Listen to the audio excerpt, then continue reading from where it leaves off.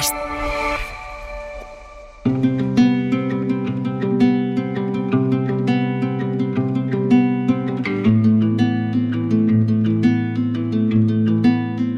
Continuamos en Ser Historia y lo hacemos abriendo una nueva página de nuestra sección Historia de las Palabras, Palabras con Historia, de la mano de nuestro palabrista oficial, José Luis Díaz Prieto. Bienvenido de nuevo a Ser Historia. Pues bien hallado, Nacho, un placer. En esta ocasión nos traes una palabra que, aunque nuestros programas siempre son atemporales, hablar de crisis yo creo que es algo perpetuo y perenne en la historia del ser humano, ¿no? Así que en cualquier momento en el que alguien escuche este programa, seguro que va a tener alguna referencia a alguna crisis de algún tipo. Sí, cuéntame, ¿cuál es el origen de esta palabra? Sí. Tienes toda la razón, para empezar, que es que crisis estamos siempre en crisis. Mi abuela siempre decía, siempre tiene que haber algo, y es que siempre hay alguna crisis de algún tipo, ¿no? Y hay una frase que se decía antes mucho, que es la de malos tiempos para la lírica, que se ha dicho siempre, desde que existe la lírica, por decirlo así, porque siempre hay crisis en todos los aspectos. Ciertamente estamos viviendo unos tiempos de una crisis especialmente grave, ¿no? Pero todavía puede empeorar, que es lo malo. Pues mira, me preguntaba sobre el origen de la palabra crisis. Pues hay que hablar de Grecia, como en tantísimos otros casos, ¿no? Es una palabra que usaban los griegos, pero la usaban con un sentido no con el actual, que esto es lo bonito de la historia de la palabra y de la palabra con historia. La utilizaban con un sentido de acto de juzgar o decidir, ¿no? Venía de un verbo, el verbo crino, que está relacionado con una raíz protoindoeuropea, ya sabes, el idioma supuesto padre de todas las lenguas indoeuropeas, que era la raíz scrib, que bueno, pues significaba separar, y ahí tenemos nuestras palabras criba, criterio, y era el crino de los griegos era inicialmente separar la cebada, el grano de la cebada de la espiga, pero acabó significando discernir. Fíjate que discernir también es una palabra relacionada con crino, ¿eh? La K, la R, la N nos indican que son dos palabras relacionadas, discernir, ¿no? Así que ese era el verbo, pero ¿sabes quién popularizó la palabra crisis en este sentido de discernir, de dar un juicio? ¿Sabes de dónde proviene? Pues los médicos, fundamentalmente los médicos.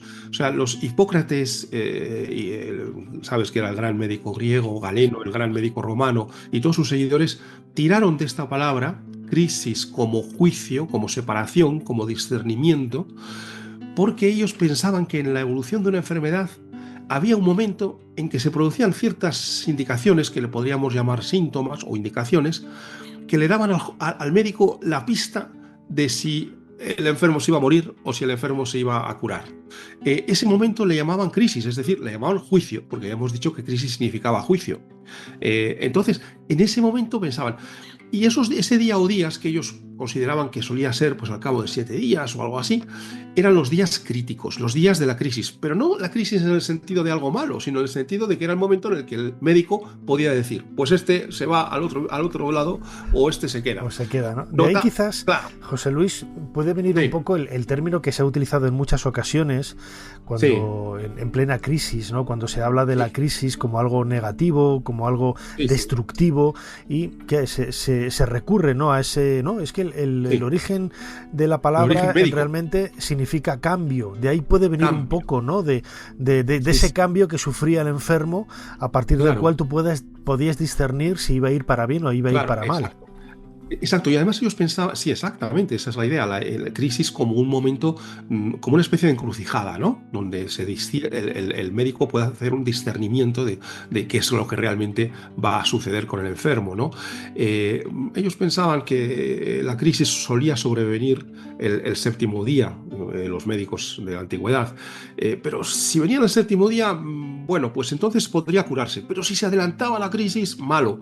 Si llegaba el sexto día, o incluso si se retrasaba como en el octavo, entonces la cosa ya era bastante fatal, ¿no? Pero crisis en ese sentido era juicio, era momento crítico, y de ahí también un poco que también se diga muchas veces que las crisis son oportunidades, porque son momentos decisivos donde puede haber cambios y donde nuestro papel en esos cambios pues puede ser también importantes, ¿no? Importante. En toda la Edad Media se usaba médicamente la palabra crisis, no se usaba, bueno, incluso se usaba en un sentido muy próximo al griego. Por ejemplo, Baltasar Gracián, ya sabes, nuestro excelente escritor, muy conocido y muy apreciado en todo el mundo y quizás algo menos en España, llamaba crisis a los capítulos de su obra El Criticón. Y criticón no significaba que hacía críticas, criticón significaba que daba avisos, que daba consejos. Y crisis, los capítulos del criticón no eran porque eran crisis fatales, que pasaban cosas horribles, sino porque cada uno de ellos era un aviso moral, una enseñanza moral, ¿no? Entonces, bueno, pues lo cierto es que este sentido inicial de crisis como algo donde discernimos, donde decidimos, donde enjuiciamos, ¿no? De ahí viene la palabra de enjuiciar. Eso ha ido adquiriendo un sentido negativo. Y nos hace preguntar si el alma humana es que teme todos los momentos en los que se produzcan cambios, ¿no? O sea, parece que nos da miedo el cambio, ¿no? Por eso pensamos que acabamos pensando que las crisis son negativas, ¿no? Fíjate, y esto es lo que a mí... En la mentalidad anglosajona, que ellos son yo lo conozco muy bien por haber estado allí, ¿no? Y estudiado allí y tal. Muchos amigos ingleses me comentan que aquí en España tenemos esa idea del cierto conservacionismo, ¿no? De virgencita, que me quede como estoy. Y nada prefiero quedarme con lo malo conocido que lo bueno por conocer. Y ellos no lo entienden. Ellos no lo entienden porque siempre el cambio genera pues movimiento, y en la inmensísima mayoría de las veces siempre es para bien, ¿no?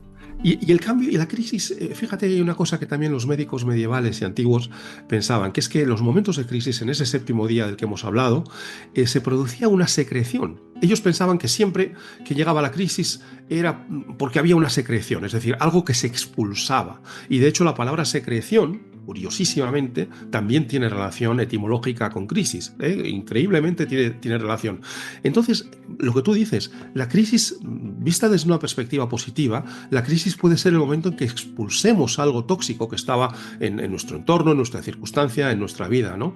Y yo creo que no hay progreso si no hay crisis, y esa mentalidad que tú mencionas en los anglosajones es muy, muy, muy, muy correcta. Fíjate que se atribuye a John Kennedy esa famosa frase que dice: en chino la palabra crisis se compone de dos caracteres, uno significa peligro y otro significa oportunidad. Yo no creo que sea realmente de Kennedy la frase, ni estoy seguro de que sea así, pero sí que se representa lo que tú estás diciendo, representa que para los anglosajones, sobre todo por una cierta cultura protestante incluso, ¿no? La crisis es algo que hay que trabajar para salir de ella más fuerte, más fortalecido, para salir de ella mejor, ¿no?